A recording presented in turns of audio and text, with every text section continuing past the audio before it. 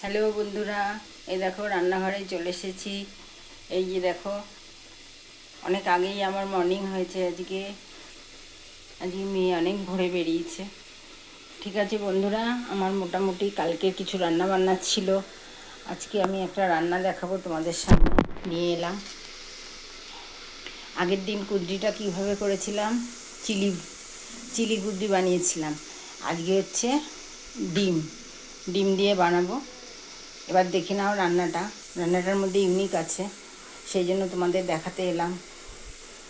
ঠিক আছে বন্ধুরা, আসছি।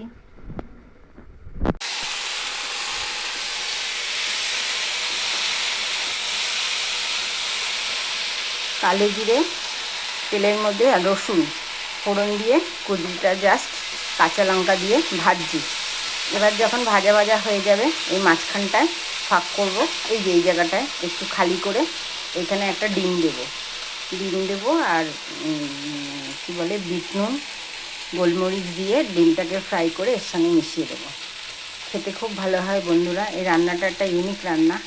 এরপরে তোমাদের ডিমটা যখন দেবো তখন দেখাচ্ছি। আবার কুঁদরিটা আরেকটু হবে, ঢেকে দিই।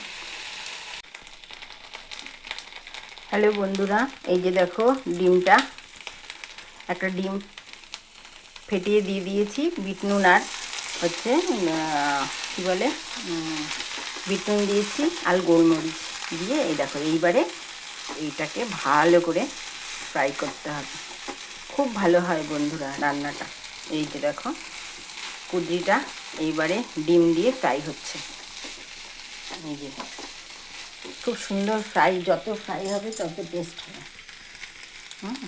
এই যে এইবার তোমাদের ফাইনাল লুক নিয়ে আসছে। এই যে দেখো হয়ে এসছে, নরম হয়ে গেছে। একটু জাস্ট ঢেকে দেবো, ডিমটা দিলাম তো, এটা ফ্রাই হোক ততক্ষণে, তারপরে আসছি ফাইনাল লুক নিয়ে। ঠিক আছে বন্ধুরা, রাখছি। হ্যালো বন্ধুরা, এই দেখো কুঁদরির ফাইনাল লুক। এই যে ডিম দিয়ে ফ্রাই হয়েছে, এটা খেতে খুব ভালো লাগে।